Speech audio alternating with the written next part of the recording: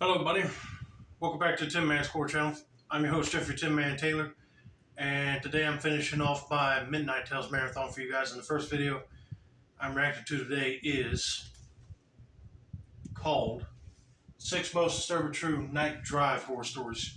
So without further ado, I'm going to turn these lights off, move the camera up here for you guys, and let's get this reaction on the road and in the bag, shall we? Okay, everybody. Here we go.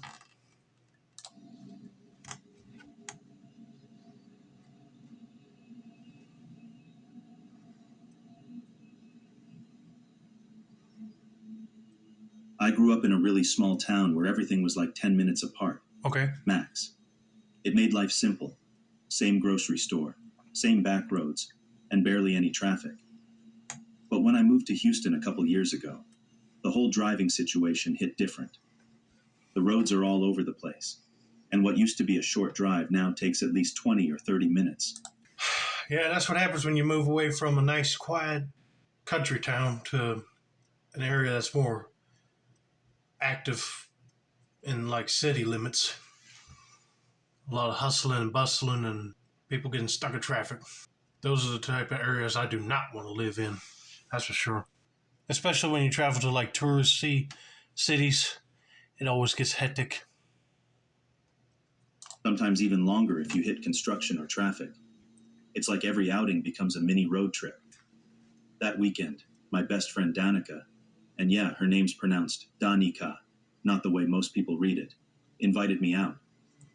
We were heading to this bar outside the city, something like an hour from where I live. She said she knew a shortcut that would save us time, so we took this back road that, honestly, looked like it hadn't seen a streetlight since the 90s. It was one of those weird one-lane country roads where traffic going one way has to yield so the other side can pass first. You know the type, sketchy even in daylight, but especially unsettling at night. We weren't speeding or anything, probably just over the limit by a few miles, when we rolled up on this black SUV just sitting there in the middle of the road. At first I figured they were waiting for a car to pass from the other direction. Except when I looked ahead, there was absolutely no one coming. The other lane was pitch black. I thought maybe their hazards were on and we just misread it as brake lights. But nope, no blinking. No, they're not planning on passing on that road. They're trying to stay hidden in the darkness. And they might be setting up a trap to stop vehicles traveling on that stretch of road. Oh man, if you see people jump out of the car and start running towards you, I would be backing up and try to do a three-point turn and drive on the other side of the road and get home a different way. Now, I don't know if this is going to be the situation that happens. So let's just continue on with the story, see what happens next, shall we? Just a solid red glow like they were holding down the brake for no reason. I slowed down and started to go around them, thinking maybe they fell asleep or had car trouble. Danica leaned over and asked, "Should we check if they're okay?" I swear my whole body tensed up when she said that. My dad's voice popped into my head like a warning siren. Never stop for people on the side of the road at night. Exactly. I don't know why this girl even mentioned it about checking on these people. Now, if they had their hazards lights on and there are people waving, saying that like their vehicles broke down and need some help, then you will feel bad for them and try to help them out in any way you can. But if they're just sitting there, no hazard lights on, just pressing down on the brake to make them lights glow really bright, it's really suspicious. I wouldn't stop. Try to go around them if possible, but if not, back up like I said earlier and hightail it out of there. Especially if something feels off. Call someone, report it, sure. But don't be the one who ends up in a true crime podcast, you know? Anyway, I started to steer around the SUV, and just as I was lining up to pass them, the car jerked forward. Not slowly, like aggressively. And then they angled their car in the road, almost blocking us completely. It was such a sudden move, Danica and I both just froze. I wasn't sure if they were trying to cut us off, or if we had just interrupted some kind of situation we weren't supposed to see. A second later, they shut off their engine completely. No lights, no noise, just total silence. Now I was fully in panic mode. My hands were shaking on the wheel, and Danica was whispering, "Go, go, just drive." But there was nowhere to go. We couldn't move forward, and reversing on that skinny road would have taken forever. Then, the back door of the SUV cracked open, just a few inches, and stayed that way. No lights came on inside, and no one got out. It was like a scene out of a horror movie. That one moment when you know something bad's about to happen, but you can't tell what. That was it for me.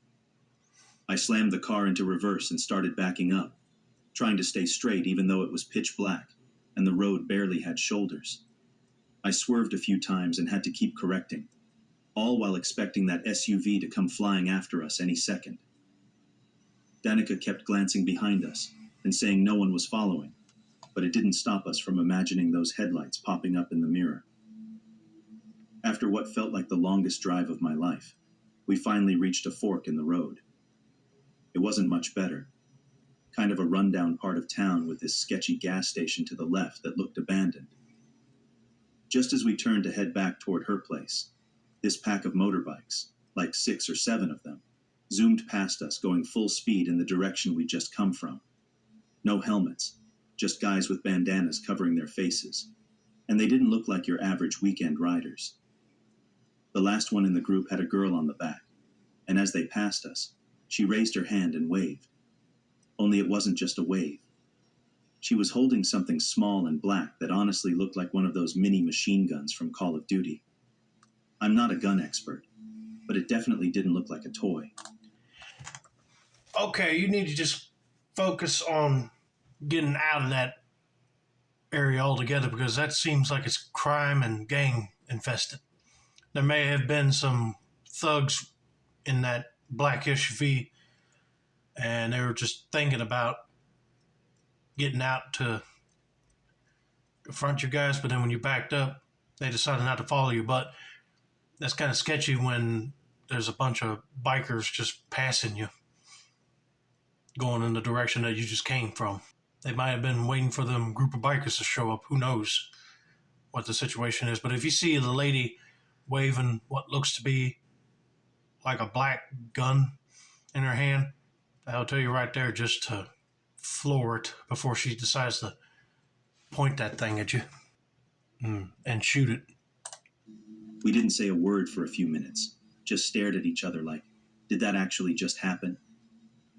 We were both too freaked out to go home, so we pulled into a Denny's near her place and just sat there surrounded by people until our hearts stopped racing. That's when we finally called the cops and reported everything. Not sure if they ever followed up on it. We didn't hear anything. Later, Danica found a thread online talking about how some local gangs use setups like that for initiations. Whether that's what we ran into or not, I'll never know. But I'm not taking chances again. Well, they need to go initiate members somewhere else, not on the road, or cars will be traveling through. But thank God they did the right thing and just backed up and hightailed it out of there and went into a public spot just to calm down and call the police. Because if you didn't, who knows what them gang members or even the bikers would have done to you. I'm just glad they got out of there safe and sound, so let's get to story number 2, shall we?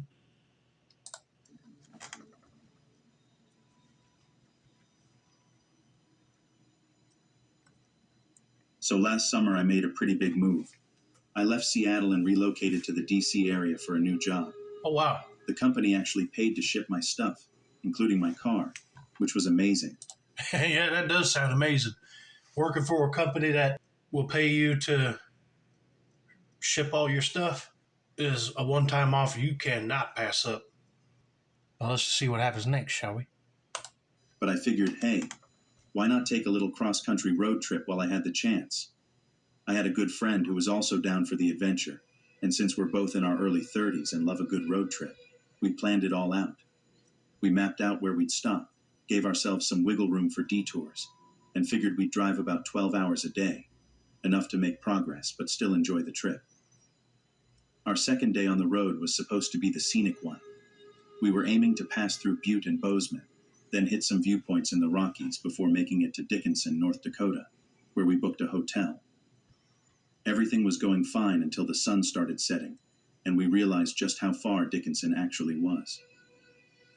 By the time we crossed into North Dakota, it was almost 11 p.m., and we were both feeling pretty tired.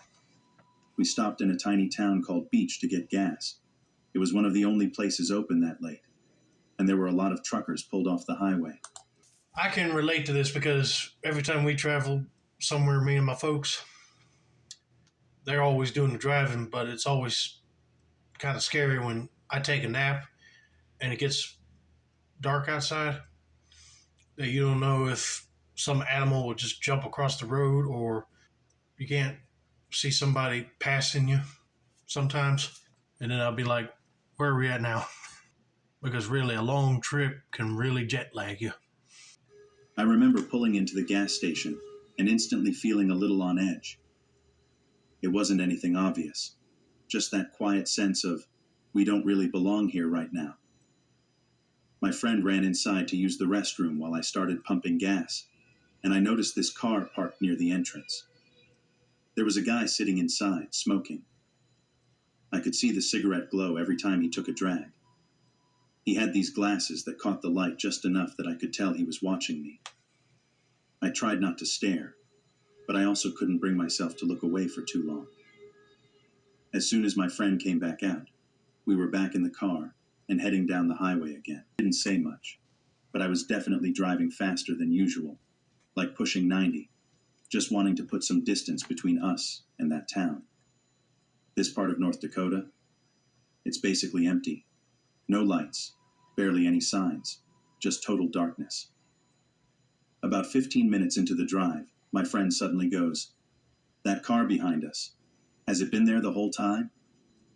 I glanced at the mirror and yeah, there were headlights that seemed to be matching our speed exactly. Oh crap, don't tell me that dude that was at the gas station got into his vehicle and started following them. But it's also weird that you're going through main highway roads and it's pitch black and don't have no signage hardly there. You would think that the U.S. government would have put some there, even some road lights, just so it wouldn't be so sketchy and creepy. But man, if you pull over, this guy right behind you is probably going to do the same thing and get out just to confront you guys. I would try to find different exit ramps just to lose this guy. Just far enough back that I couldn't make out the vehicle clearly. I tried to stay calm and told her it was probably nothing, just another driver on the same stretch of highway. But a few minutes later, she's still checking the mirror and says, "They haven't passed us, at all." That's when I really started getting nervous. I didn't want to stop or slow down, and there was literally nowhere to turn off anyway. So we just kept going and hoped they'd peel off at some point. We finally pulled off the exit into Dickinson, and when I stopped at a red light, I saw the car pull up behind us, super close. That's when I got a good look at the guy. Same dude, glasses, shaggy hair, maybe in his 40s. And yep, still smoking. I told my friend not to look back, but of course she turned anyway and just whispered, "It's him." We were both on edge, and I remember thinking if this guy got out of the car, I was running the red light, no hesitation. When the light turned green, I made the turn into our hotel's driveway, but instead of parking like normal, I stopped right at the entrance by the lobby. We got out fast and locked the doors, but of course the front doors were locked too because it was past 11, and you had to be buzzed in. While we were stuck waiting in that little glass entryway, we saw the car pull into the lot, and yep, he got out. The man walked up to the door, and he didn't even try to open it, just stood there, looked at us, and said something like, "You ladies staying here tonight?" It wasn't friendly. It felt off. Thankfully, right then, someone from the front desk came and opened the inner door, and the man just turned and walked off. We got inside, told the desk guy that we thought someone had followed us, and to his credit, he took us seriously. He locked the doors again and even got someone from the staff to help us unload the car. and move it to a better parking spot. That night, I barely slept. I was so sure that guy was going to do something to our car, slash the tires, break in, I don't even know. But in the morning, everything was fine. Nothing was touched. Still, I've never forgotten that drive. I don't know why he followed us, or what he really wanted. But ever since, I don't drive late at night on road trips, and I always fill up before the sun goes down. I'm just glad them ladies did the right thing, got out of their car and locked it. But also was glad that some hotel staff member was able to open the doors quick enough before that guy just opened the other doors to get them. And the staff were nice to them to help them unload their luggage and park the car somewhere secure. And that guy did not come back around and slash the tires or break the car window just to steal something out of it. I bet I would still been calling the cops and give them a statement on what the guy looked like and what vehicle he was driving, just so they can go find him, question him, and if he has a record, arrest him. Because he don't need to be on the streets stalking people just to follow where they go to.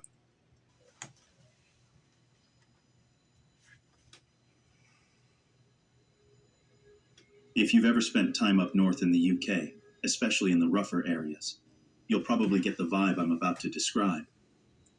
I live in a small town not far from Sheffield, and let me tell you, the entire place just looks gray, like everything. The buildings, the sky, even the people look drained of color. Imagine stepping into a film with no color grading and a constant drizzle in the background. That's basically every day here. And it's not just the weather. The people walking around don't exactly scream safety either. You've got folks openly arguing with thin air, junkies slumped over benches, and the occasional screaming match that feels straight out of a thriller. Okay, that is one place I do not want to stay and live at for sure.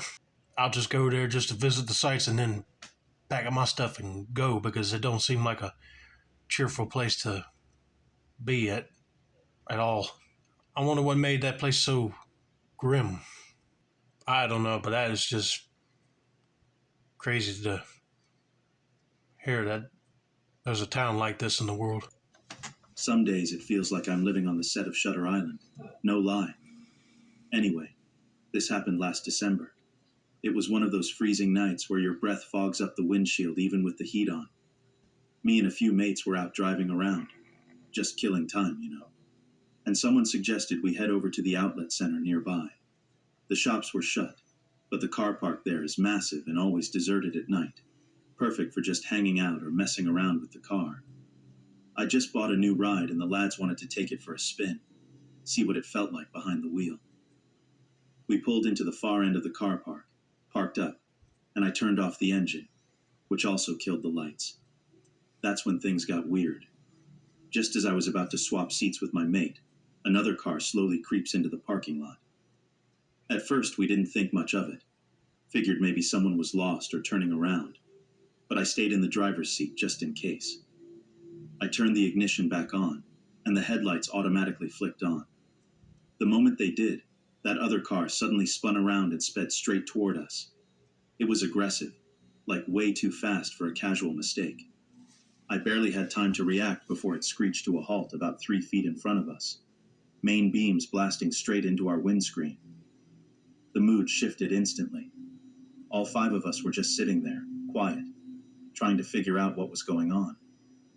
Then, without saying anything, the car reversed and pulled off to the side under a lamppost. Out steps this lanky guy, tall and wiry looking, who immediately locks eyes with me.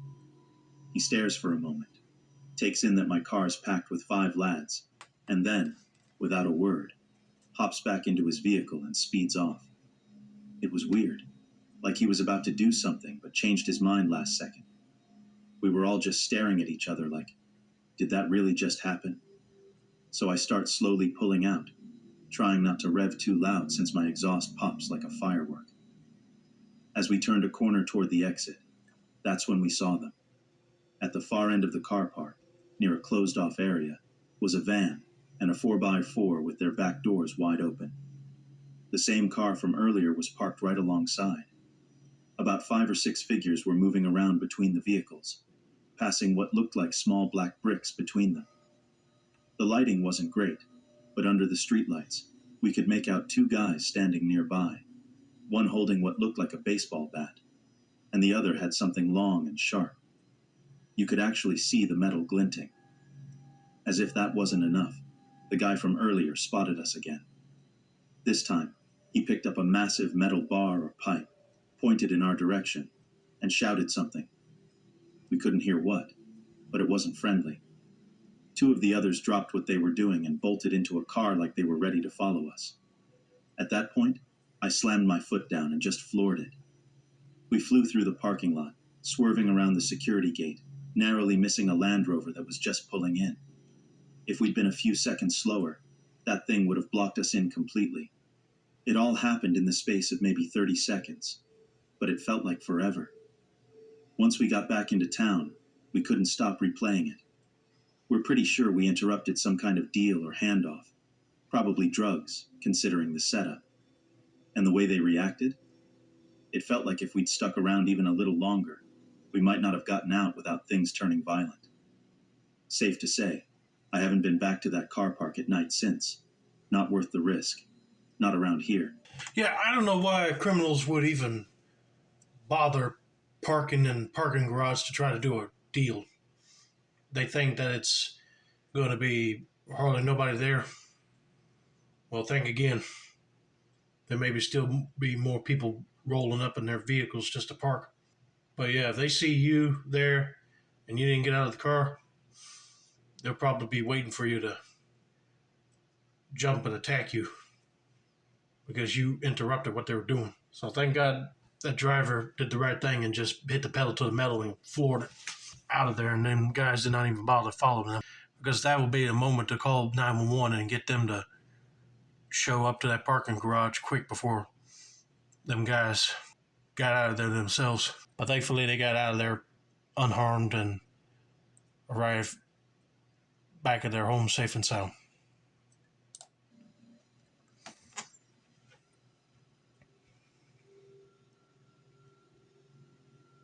So I'm 23 and living in one of those apartment complexes where finding a parking spot after 9 p.m. is like trying to win the lottery. It's not that the place is sketchy or anything.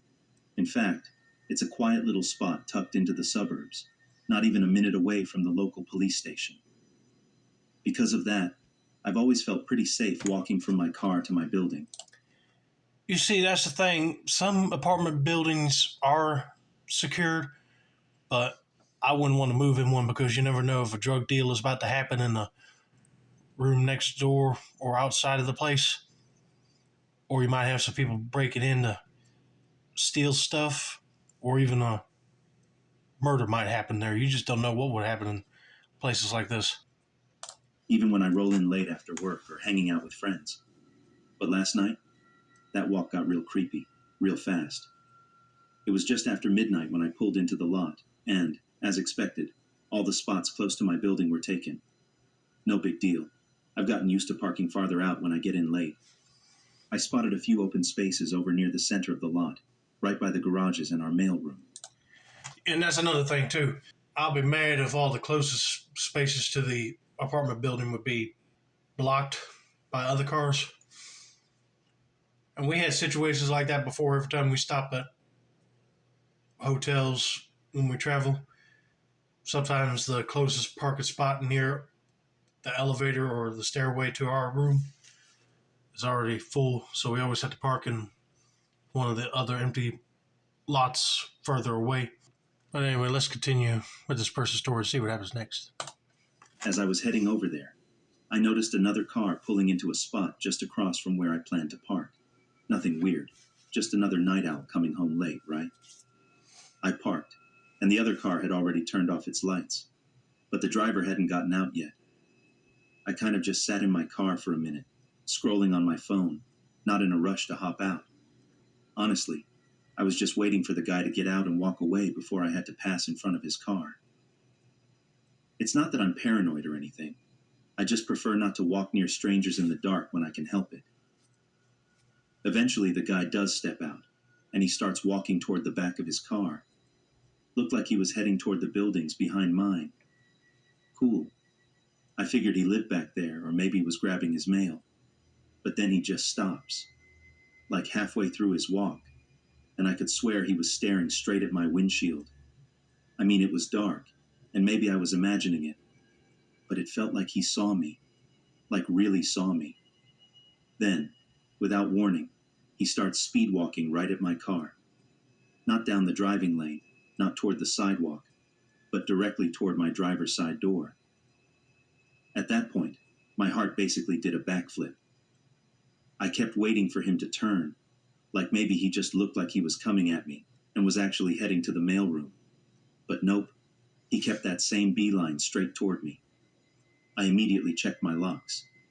Thank God my doors were already locked, because I saw his arm move like he was about to reach for my back door. Just when I thought he was going to try to open it, he suddenly veered off at the last second and headed into the mailroom like that was his plan the whole time. I wasn't about to stick around and find out more. The moment he passed behind my car, I flung my door open and booked it toward my building like I was being chased. As I glanced back while running, I saw the guy step right back out of the mailroom, like he had only gone in because I startled him or something. I could hear footsteps behind me, quick ones, but I didn't dare look again. I just kept moving until I got to my door and locked it behind me. It all went down in under a minute, but I was rattled for the rest of the night. I keep trying to rationalize it, like maybe it wasn't as serious as it felt. But honestly, there was just no good reason for him to walk up to my car like that. It didn't make sense. And now I've got this weird pit in my stomach knowing he might live around here and I could bump into him again. I'd really rather not. Yeah, that's very scary. If you're going to the mailroom, you shouldn't be like flanking her car and scaring the crap out of her. But if he's staying there at that apartment, I would just find another apartment to live in and move, just so you won't have to deal with that creep no more. But this is why I do not want to live in no apartment building complex, because you never know if there's creeps living there.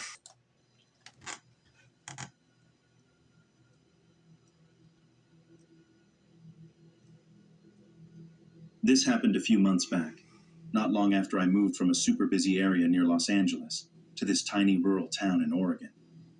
And I mean tiny, like less than 5,000 people, blink and you miss it kind of small. I had spent some time here over the summer, so it wasn't totally unfamiliar, but moving here full time in the dead of winter felt like dropping into a different universe. I'd only been in town for maybe 3 days when this happened, and I was still getting used to how quiet and empty everything felt, compared to the constant traffic and noise I was used to in California. This happened around 1 a.m, middle of January, pitch black roads and barely a soul out. I was heading home from the nearest big town, which for the record is still pretty small by most standards, driving along one of those highways that goes from 2 lanes down to 1 in each direction, depending where you are. So I'm cruising along, nothing unusual, when I notice there's a car behind me that's sticking kind of close. At first I thought maybe they were trying to pass, so I moved over to the right lane, but they followed right behind me instead of going around. I didn't think too much of it at first, but a couple miles later, I noticed they were keeping the exact same pace as me. Like, if I sped up just a little, they sped up too.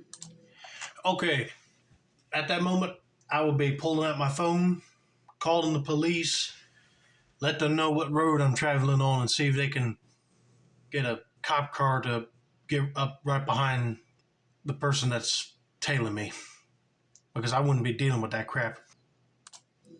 Now, I've been followed before back when I was living in California, so my nerves definitely kicked in, especially being a 20-year-old woman driving completely alone through a part of Oregon that's basically woods and fields and not much else. I started paying close attention, constantly checking my rear view, keeping my phone unlocked and right next to me, just in case. I even tried switching back to the left lane, hoping they'd pass me or turn off. But nope, they just kept tailing at whatever speed I was going. Something about the way they matched my every move made it feel more intentional than coincidental, and with each passing minute, I was getting more uneasy. The highway was almost deserted. I'd seen maybe a handful of cars in 10 miles, so there was really no reason for someone to be shadowing me like that at 1 in the morning. As I approached the last town before miles of total emptiness, I made up my mind that if this car didn't back off or turn soon, I was going to call the cops because my gut was screaming that something was off. There you go. You need to listen to your gut. Call the police.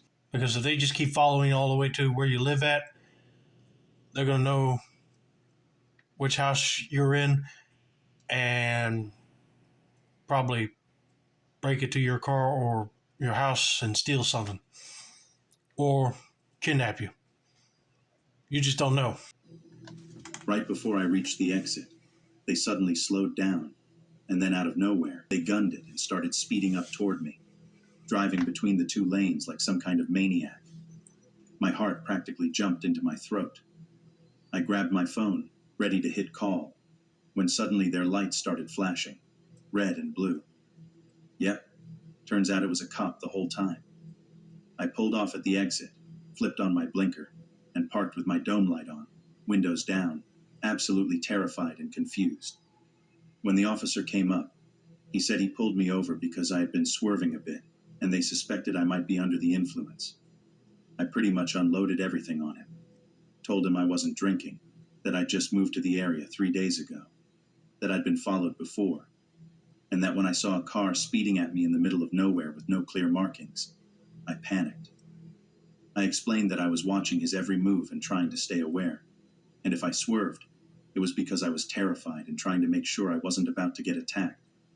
I didn't yell, didn't freak out, just told him all of it very straight. I watched the expression on his face change from business mode to this slow, dawning look of regret. He apologized, took my ID, and went back to his cruiser, and a few minutes later his partner came back with it and apologized again before letting me go. Looking back, yeah, there are a few things I probably could have done differently, like maybe not pulling over and calling the cops earlier instead. But honestly, I did what I thought was safest in the moment. Since then, I've made it a habit to always keep my phone unlocked and ready during late-night drives. That experience shook me more than I realized at the time, and even though it ended without incident, it left a mark.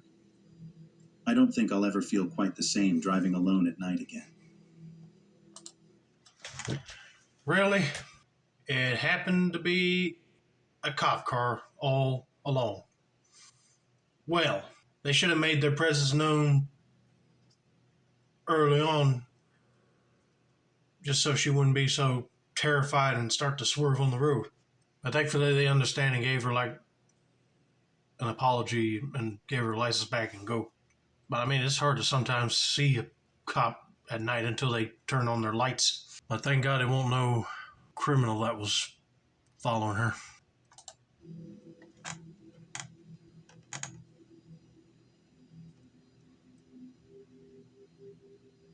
A couple nights ago, one of my close friends hit me up asking for a ride to some event he needed to be at. He said it would just be for an hour or so, and even threw me $40 for the favor. So I figured, why not? I didn't really have anything going on that evening anyway. Around 8 p.m., we hopped into my car and headed out. The weather that night was awful, like heavy rain coming down in sheets, and traffic was bumper to bumper since the event seemed to be drawing a big crowd. By the time we pulled up to the venue around 8:30, I dropped him off at the front and started driving off. The spot was a good 30 minutes from my house, so going all the way back just to turn around again didn't make a whole lot of sense. I figured I'd hang out somewhere nearby, maybe find a parking spot and chill for a bit, listen to some music while I waited. I had just gotten this new car, a really nice one, with this insane Bluetooth sound system, and wanted to hook up my phone to it. But since I didn't want to risk crashing while fiddling with the settings, I decided to pull into a nearby gas station that looked totally empty so I could set everything up safely. Looking back, it was probably the mistake. Not the Bluetooth part, but choosing to stop at some random dead gas station in a sketchy neighborhood, alone at night. At the time, I wasn't really thinking about it though, just vibing, tapping through my phone screen trying to connect. Then something made me look up, and I'm so glad I did. Out of nowhere, This old white BMW pulls in fast, like way too fast for a gas station that didn't even have working pumps. It stops dead in the middle of the lot, right in front of me. There were 3 people inside, 2 black guys and a white woman. I immediately felt off about it. I didn't want to overreact, so I stayed calm and just watched. Then, without warning, the front passenger door flies open, and one of the guys jumps out and starts sprinting toward my car, like full-on sprinting, not just walking fast. The look on his face? I can't even describe it, man. It was pure aggression, like he didn't care what happened, like he was already committed to whatever he was about to do. That's when my brain went straight into survival mode, and my foot slammed the gas pedal. I peeled out of that lot so fast I barely checked for cars on the road. I shot into the far lane and looked back real quick. Both the guy and now the woman had gotten out and were running toward me. I don't even know what their plan was, but I wasn't about to stick around and find out. I floored it again, didn't stop at any lights, took a bunch of back roads I barely knew, and eventually got onto the highway just trying to put as much distance between me and them as possible. Thinking about it later, I'm pretty sure they saw a person alone in a shiny, expensive car and figured they had a perfect shot at a carjacking. If I hadn't looked up when I did, I don't know what could have happened. Maybe they'd pull me out. Maybe worse, who knows? It freaked me out for a few minutes after, especially because I kept checking my mirrors to make sure they weren't tailing me. Eventually, I calmed down, but the whole thing really shook me up. I even ended up calling my dad that night and asked him if he'd help me get a handgun, just in case something like that ever happens again. Oh man, I'm sorry that happened to you. But that white girl and 2 black guys probably figured that you were loaded, and since you have a nice car, they were probably going to pull up and get out and rob you of the car and other valuables. But since this guy was quick enough to get his car started and go, he didn't have to worry about those people anymore. But he is right. He should get a gun permit just so he can carry a gun just in case if a situation like that happens again. Hopefully, knock on wood, that don't for him. But it's always good to be prepared. But anyway, I hope you guys enjoyed this video. Don't forget to like, subscribe, turn on post notifications for more Midnight Tales reactions like this. This has been another successful installment of the Tin Man's Corner channel. I'm your host, Jeffrey Tin Man Taylor, and that's a wrap, and that's the deal.